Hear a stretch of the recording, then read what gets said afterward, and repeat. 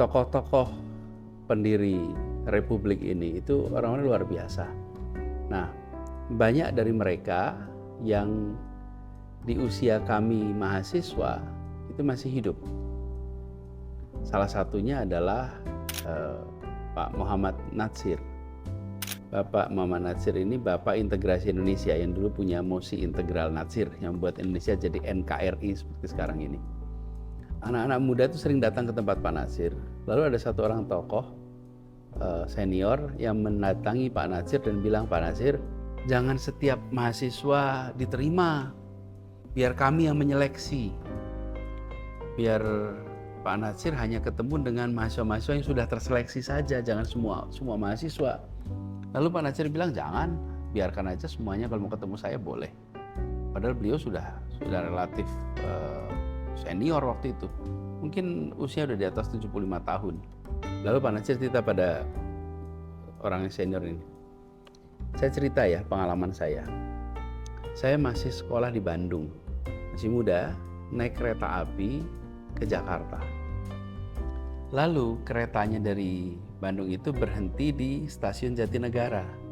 Pada saat berhenti stasiun Jatinegara, banyak penumpang yang turun. Dia sendiri akan turun di Gambir. Nah, ketika banyak penumpang turun, sesudah itu masih ada beberapa orang dalam gerbong tempat beliau berada di sana.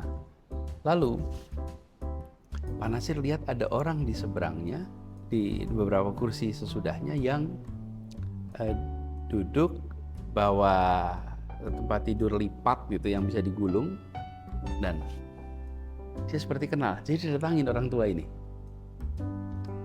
Ini anak muda, masih sekolah di Bandung. Terus di gerbong itu mendatangi orang tua yang dia kenal, lalu menyapa. Dia tanya, Assalamualaikum, apakah ini Pak Cokro? Iya betul, saya Cokro. Ternyata yang duduk di situ namanya Host Cokroaminoto, yang dikenal namanya itu Haji Umar Said Cokroaminoto. Sehingga kata Pak Natsir, Natsir muda itu ngobrol dengan Cokroaminoto dari stasiun Jatinegara sampai stasiun Gambir.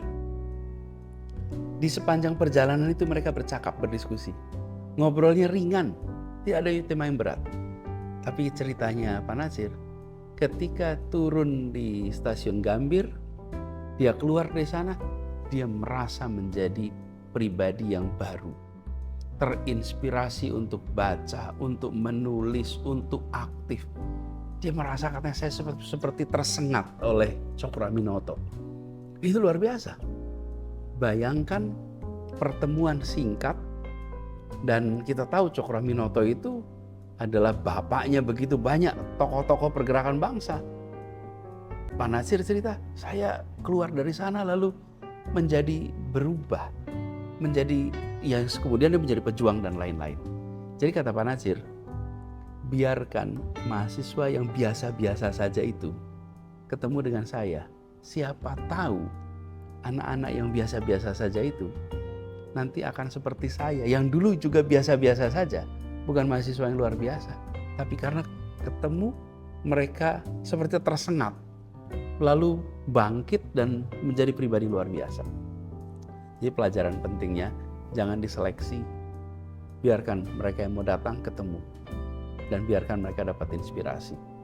Dan itu juga pelajaran bagi kita. Saya waktu kuliah dulu sering mendatangi tokoh-tokoh untuk datang berdiskusi, mendengarkan, mencari pengalamannya. Dan itu menjadi pelajaran luar biasa. Dan ini sering jadi bahan refleksi saya, bahwa inspirasi itu datang dari interaksi, bukan dari meditasi. Dan dari interaksi dengan tokoh-tokoh penuh pengalaman, luas wawasan, dalam ilmunya, bijak pemikiran-pemikirannya, itu tingkat setrumnya itu udah dahsyat. Jadi buat anak muda, manfaatkan, datangi mereka-mereka yang dianggap memiliki bobot. Mudah-mudahan bisa kesetrum seperti cerita Pak Natsir tadi, seperti cerita Cokro Aminoto yang menginspirasi anak-anak muda.